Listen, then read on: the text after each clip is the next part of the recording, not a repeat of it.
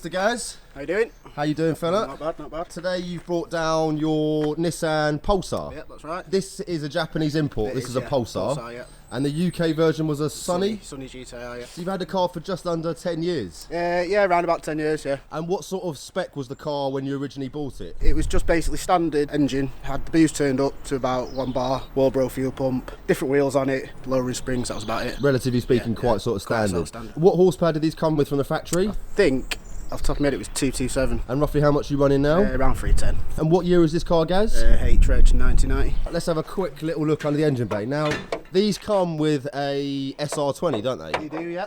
But it's not the same as a Sbody no, this SR20. Is a 54C block. So you're running the stock turbo. Stock turbo, 1.3 bar. It's got front exit exhaust, Evo 560 injectors, Z32 MAF, maps by Martin at MB Automotive. Got a Helix 4-paddle clutch with a Act Extreme cover plate. So it's quite a heavy clutch. And standard gearbox? Standard gearbox, yeah. It's got a Blitz sus filter on it, which sounds well, whistles and chatters quite well.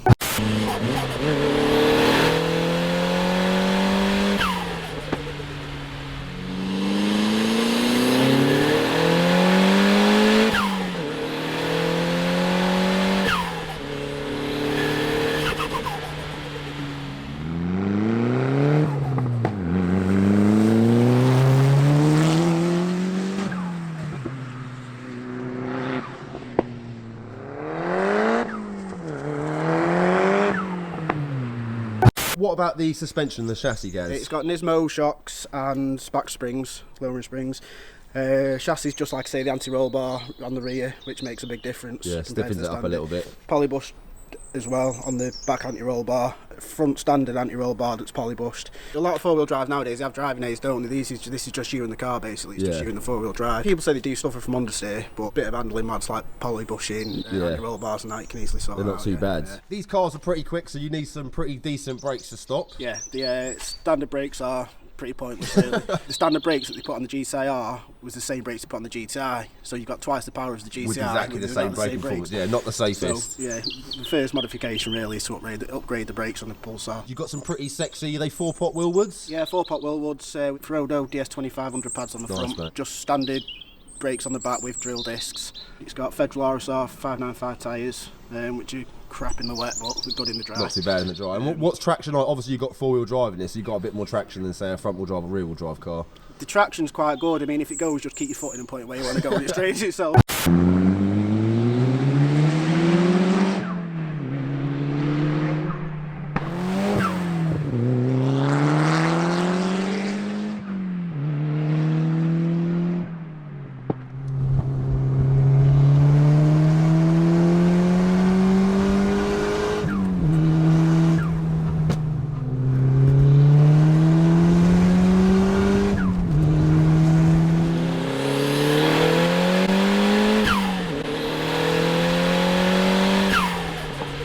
What about the bodywork? Because these are pretty sort of striking to look at, aren't they? They're very sort of square, very aggressive. Well, they're a bit Marmite, aren't they? I rate them or you don't. I kind of think they look really cool. Yeah, I do. I prefer me odd-looking cars, me. So the original colour of the car is grey, but the person I bought it off had it sprayed in the off-white colour, which is a rare colour for him.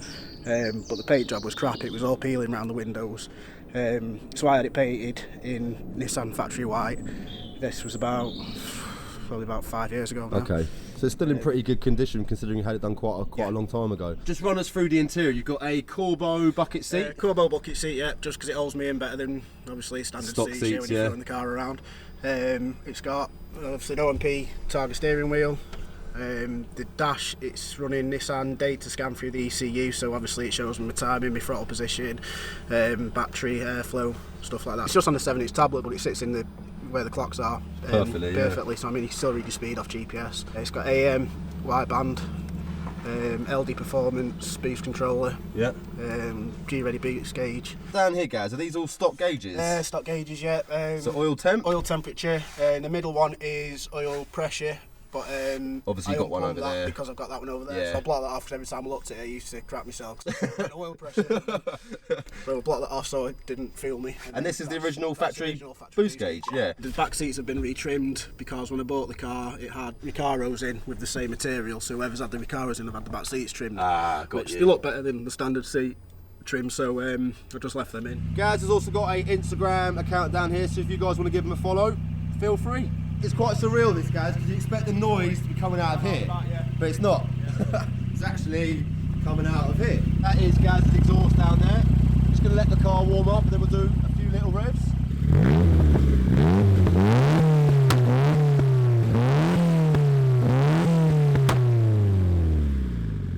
Right, Mr. Gaz, here we are in the beast, and it's pretty rapid. It's not too bad. It's quite surprising because 300 doesn't sound like masses, but in a lightweight chassis like this, it is actually pretty rapid, isn't it? Yeah, it's alright, standard turbo, I mean, can't fault it really.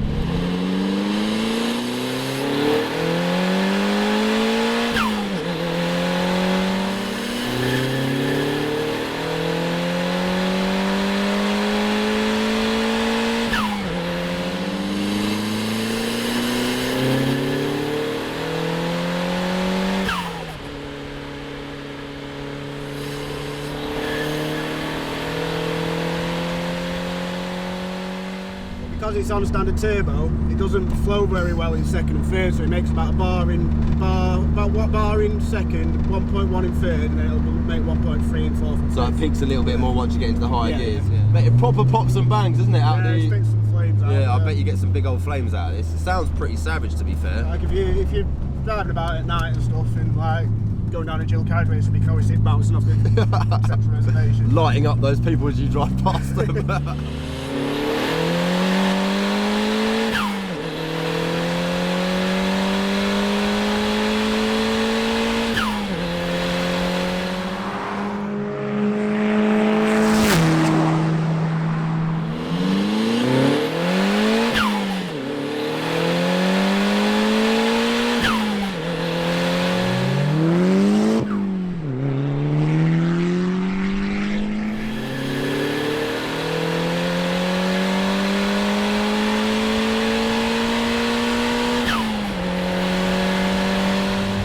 Not slow, is it, man? What's the theoretical top speed on one of these? Say about 165 C, but that's depending on obviously how accurate the gauges are, with being old. Yeah, it's pretty quick, man. And I wouldn't say they're particularly aerodynamic. I mean, it's quite a square shape, isn't with a it? big bonnet vent that's sucking in there. Yeah, and yeah, very true. You don't really get great aerodynamics with that bonnet vent, do you? And the reason they've got those massive bonnet vents is because originally these would have come with a top-mounted intercooler. Yeah, top-mounted intercooler, yeah. But people change them because obviously they're on top and stuff from heat. A lot of heat, yeah.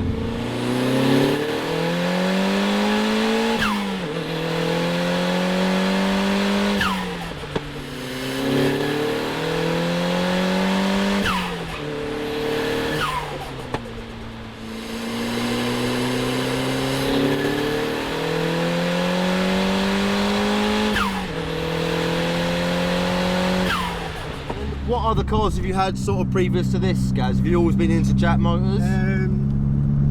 Well, yeah, I've always been into my Jack motors, but this is the first Jack motor I've owned. I've had 3 Renault 5 turbos. Oh really? You had Renault 5s? Yeah. Cool, man. God, I bet you wish you'd held on to them. Oh, I do, You've seen the prices?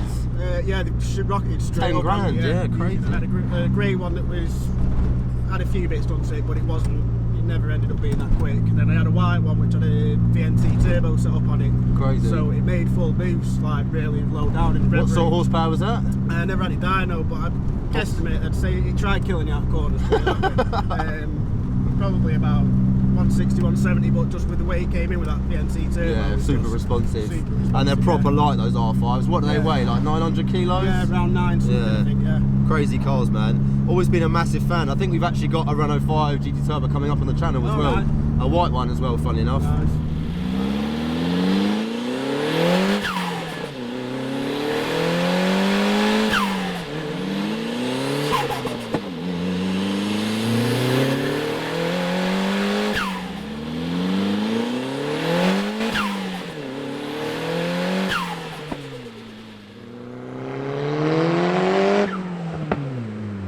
Do you think you'd ever sell this car, Gaz, or do you think it's one that's gonna stay with you? It'll probably stay with me. Like I say, there's nothing else I really fancy. Nah. And there's not much you can really replace it with. What would you say the bigger car this is? Maybe a Skyline? But it's a very different car though, isn't it, a Skyline compared to this? Your S15 will do me. Gaz has said he's a bit fond of my S15, so he says when I come to sell it, if I ever do, he's got dibs on it. But yeah. I think you'd be hard pressed to get that out of me, man.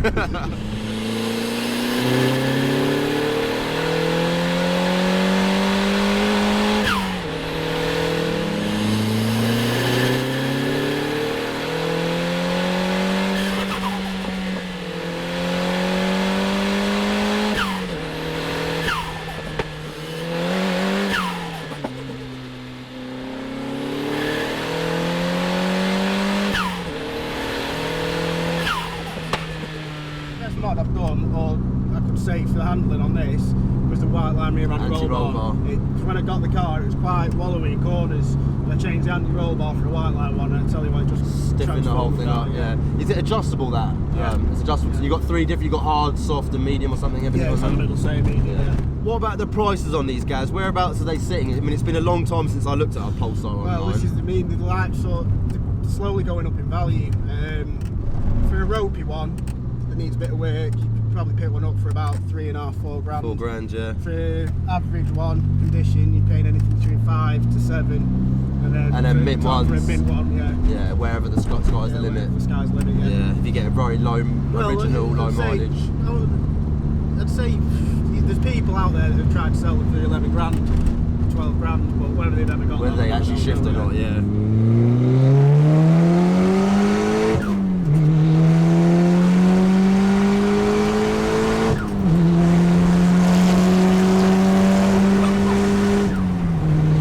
In the comment section knows roughly how many Pulsars and Sunny GTIs they produce, feel free to let us know below. Gaz and I aren't sure, but we don't think there's going to be a huge amount left on the road. How do you find maintenance on this, Gaz?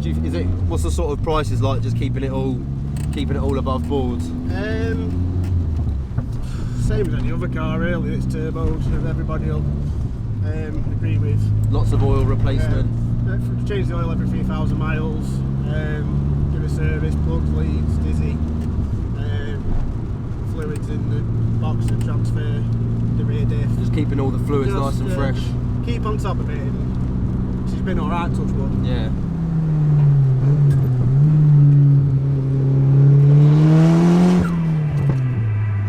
That just about brings this review to a close. I want to say a massive thanks to Gaz for bringing the car down. Really appreciate it. If any of you out there have got a lovely Pulsar or anything similar like Gaz, feel free to give me a shout via Facebook Messenger. As always, I hope you guys enjoyed this video, and we look forward to seeing you soon.